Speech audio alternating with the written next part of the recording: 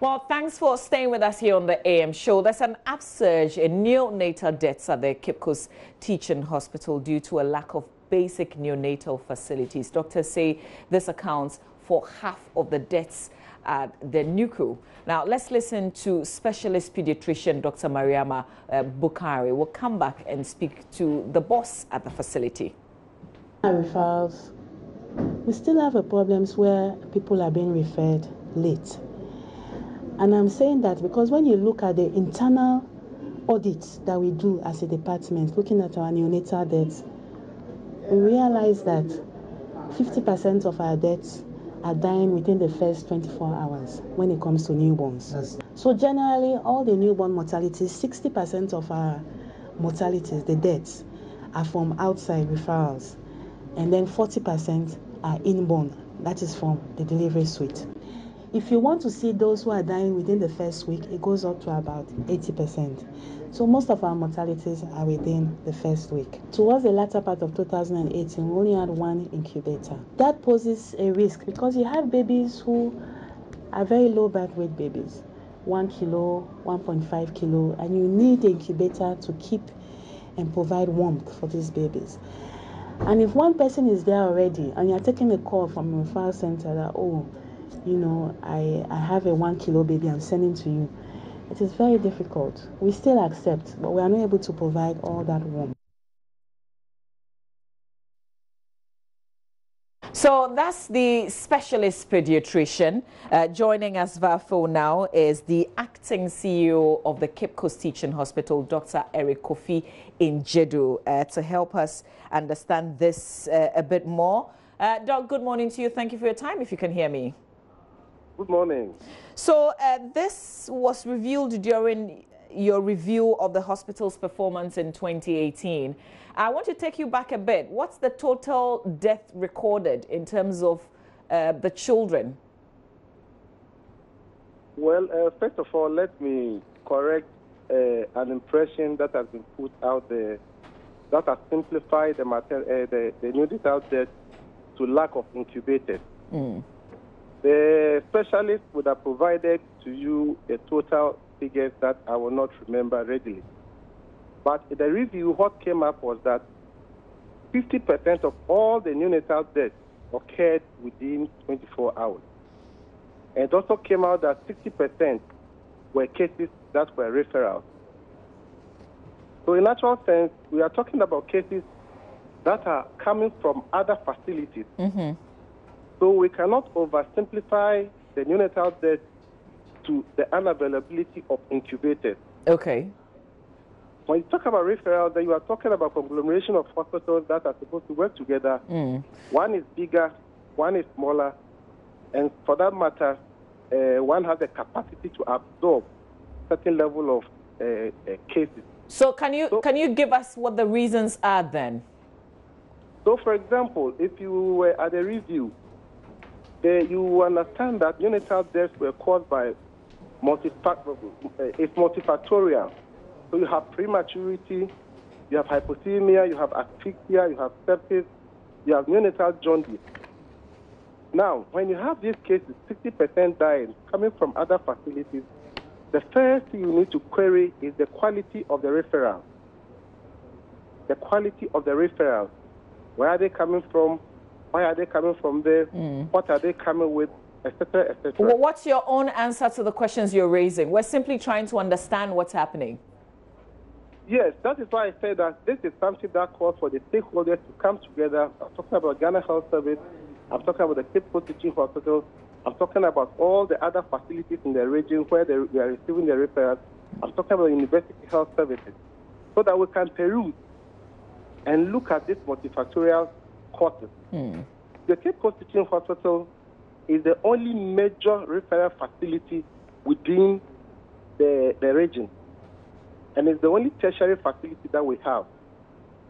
We need to have an intensive care unit to manage the level of complications that these children, these units will come with. Can you just pause there for a second? So you don't have an intensive care unit? That is the bottom line. Okay. What we have is a special care baby unit.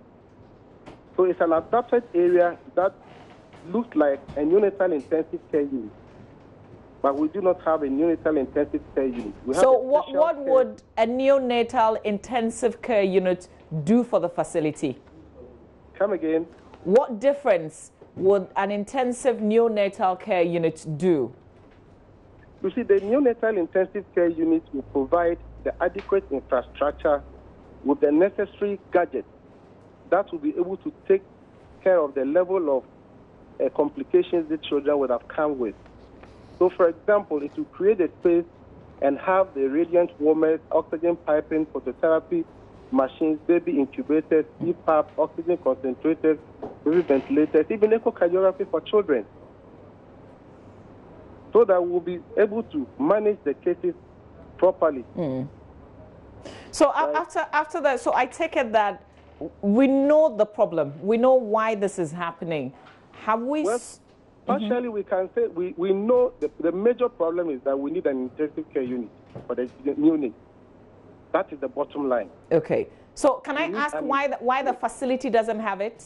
Because this is the main hospital in Cape Coast, in fact, in the central region. Yeah, there was a perception out there that the special care baby unit was equal to an intensive care unit. An intensive care unit goes beyond the special care baby unit. It has adequate space, and it has all the necessary gadgets with the required human resource mix that is able to manage the cases appropriately. Okay, so why don't you have it then? Well, we transitioned from a regional hospital to a teaching hospital. At the time of the transition, we were 226 beds. That were upgraded to 400 beds. We are still in the process of upgrading the facility to get to the standard that we require.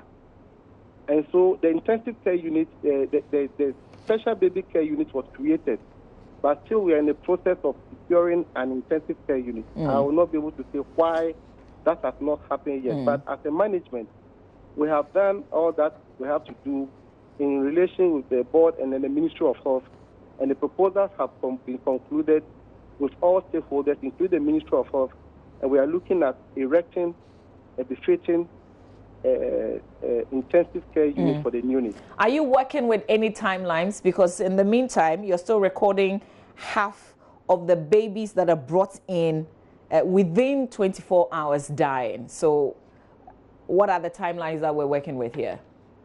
Well, let me also say that in the interim, there are certain measures that we have put in place to minimize such occurrence. And such measures will be to... Such as, sir? Come again. Such as? Such as creating more space within the space-constrained area to be able to put up a little more of the gadgets that are required. If you bring 10 baby incubators right now, we have nowhere to put them because I don't have the space. So we're creating a little more space to be able to open up a little for more gadgets to be in there. Timelines, I can tell you that with the interventions that we are receiving, our proposals have gone to organizations that for purposes of this I cannot mention, that are taking and studying them very seriously. Let us hope that by the close of the year, we would have probably received attention to put up a neonatal intensive care unit. So these cases are being referred from other facilities to your hospital, the teaching hospital. And one of the reasons we were given is because these cases come in very late. So in the long term, maybe medium to short term, what are you doing? Because the cases will continue to come. And if we don't resolve it, it will continue to come late. And we will continue to record deaths at the Cape Coast Teaching Hospital. Right. So you are right. So you see, as a major referral facility, one of our responsibilities is to mentor and support the lower level facilities. This we are doing, and we are also building capacity in those various areas to be able to absorb some of the cases that they can handle over there. So capacity building is one of the things, and then support to the lower level facility is another thing that we are doing to help minimize the situation. And how are you measuring progress so we can measure alongside, as we go on? Well, we do have stakeholder engagement. Our pediatricians are the main facilitators for the whole region in connection with Ghana Health Service. And we do measure our progress through our engagement with the stakeholders of the Ghana Health Service. Okay, all right. I'd like to say thank you For a time, Dr. Eric Kofi Njedu, acting CEO of the Cape Coast Teaching Hospital, helping us understand, because as it was reported by Richard Kojonyako during that review of the hospital's performance in 2018, it was so alarming. Half of all babies born at Cape Coast Teaching Hospital dying within 24 hours after birth. Now we have a better understanding of why this is happening. Now let's take a breather. We will come back and talk about the Bring Back Our Tardy Girls. It's our campaign to put pressure on authorities to find the missing girls.